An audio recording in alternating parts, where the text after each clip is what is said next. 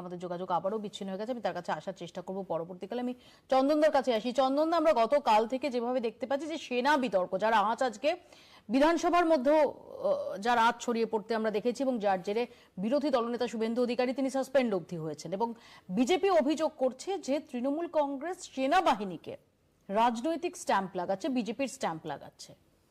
একেবারে শুরুতে তোমাকে যেটা বলবো, এক্সট্রিম আনফর্চুনেট একটি ঘটনা যেটা রাজনৈতিক রং পেল, এবং বারংবার আমরা এটা দেখেছি, এর আগেও আমরা দেখেছি। আমি নতুনভাবে আর বলতে চাই না, তুমি জানো হঠাৎ নবান্ন হয়তো দখল হয়ে যেতে পারে, এমন একটা পারসেপশন নিয়ে মুখ্যমন্ত্রীর বিবৃতি আমরা দেখেছি।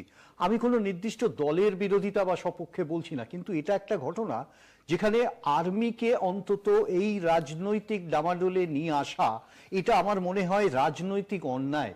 এটা শুধুমাত্র রাজনৈতিকভাবে তার মোকাবিলা নয়, এটা রাজনৈতিক মোকাবিলা তো আর্মি করতে পারবে না, খুব স্বাভাবিক। তার কারণ আর্মি একটা মোস্ট ডিসিপ্লিনড ইউনিট, এবং আমাদের ডিফেন্স সেক্টর, এই সেক্টরে তুমি তার মন্ত্রীকে এমরয়েলের মধ্যে আনতে পারো, কিন্তু আর্মিকে নয়। এখন একটা জিনিস আমাদের কাছে পরিষ্কার, সেটা হলো যে আমরা বারবার যেটা দেখি, আর্মির ক্ষেত্রে তিনটে স্তর আমরা দেখতে পারি। একটা পার্মানেন্ট স্ট্রাকচার থাকে যেটা আর্মি বা আর্মি এডেড, যেখানে ক্যাম্পিং হয় বা ক্যাম্পিং সাইট থাকে, সেগুলো always permissible and for a long time, এটা আর্মির নিজস্ব বা আর্মি কাউকে লিজ করলে। কিন্তু সেকেন্ড যেটা আছে সেটা হচ্ছে লিজিং। আমরা east Bengal Mohun Bagan club tent গুলো তো দেখতে পারি, সেটা লিজিং। আমরা জানি এই লিজিং রিনিউ হয় এবং বছরের পর বছর এটা ঘটে গেছে। আর রাজনৈতিকভাবে বা অন্য কোনো সামাজিক ইভেন্টের ক্ষেত্রে একটা লিজিং স্বল্প পিরিয়ড থাকে। যদি সেটা 31 ওভার হয়ে থাকে, তাহলে it is a clear statement যে সেটা ডিসম্যান্টেল হওয়ার দরকার ছিল, এবং সেই ডিসম্যান্টেলটা খুব ইজি প্রসেসে হতে পারতো রাজনৈতিক রং না রেখে। কিন্তু দেখা গেল যে যখন কর্নেল ভাদুরী, আমি যে কথাটা শুনতে পেলাম যে ডিসম্যান্টেলটা এই মুহূর্তে তৃণমূলের প্রপার্টি না, প্রপার্টিটা হচ্ছে ডেকোরেটরসের। যদি ব্যাপারটাকে এইভাবে দেখা যায়, তাহলে ডেকোরেটরসের ওই প্রপার্টি যখন ডিসম্যান্টেল হচ্ছে, মুখ্যমন্ত্রী করছিলেন কি? মুখ্যমন্ত্রী ওখানে গেলেন এবং ওরাও কেন স্তব্ধ করে দিল, মুখ্যমন্ত্রীর সাথে কমিউনিকেট করা যেত। মানে আমার বলার উদ্দেশ্যটা কি, মুখ্যমন্ত্রী তার নিজের দায়বদ্ধতা আছে, দায়িত্ববোধ আছে, এটা আমরা স্বীকার করে নিই। অ্যাট দি সেম টাইম আর্মির দায়বদ্ধতা কম তা তো নয়। তাহলে আর্মি ওখানে কেন নেগোশিয়েট করলেন না আর্মি অফিসার্সরা মুখ্যমন্ত্রীর সাথে? সেই মুহূর্তে একটা স্টোরি তৈরি করা হলো। আমি জানি না তার স্টোরি মানে রিয়ালিটিও হতে পারে। তারা চলে গেলেন, তারা মুখ্যমন্ত্রীকে দেখে সরে গেলেন, কেন? কেন প্রশ্নটাই তো রয়ে গেল। আমি এখানে আসবো আপনার কাছে।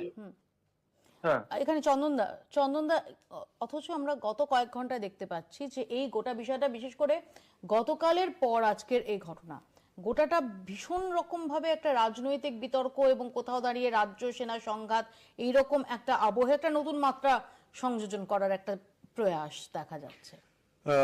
মৌপিয়া, এই যে ইনভার্টেড রাজনৈতিক, আমি না একটা কথাকে বিশ্বাস করি অন্তত কিছু মোমেন্টের জন্য, কিছু সময়ের জন্য, a wise politician is mostly non political.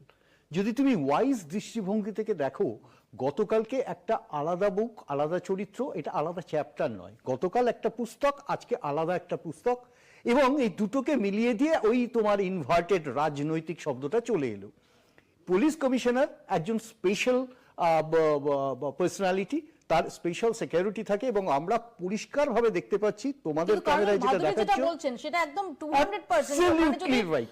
ওখানে যদি কলকাতার নগরপাল মনোজ ভার্মার গাড়ির বদলে রাম শ্যাম যদু মধুর যে কোনো গাড়ি থাকতো, তাহলে এটা একই ধরনের অফেন্স হতো। অ্যাবসলিউটলি। কিন্তু এখানে একটা ডিফারেন্স আছে। আমরা জানি কার্ড পার্সোনালিটি বা যারা সিকিউরিটি কভারেজ পান, স্পেশাল সিকিউরিটি কভারেজ পান, যাদের লাইফ থ্রেটেন্ড হতে পারে, সেখানে অ্যালার্টনেসটা অনেক বেশি, ন্যাচুরালি সিকিউরিটি কভারেজটা অনেক বেশি, তার মাত্রাটা অনেক বেশি, এটা আমরা দেখেছি।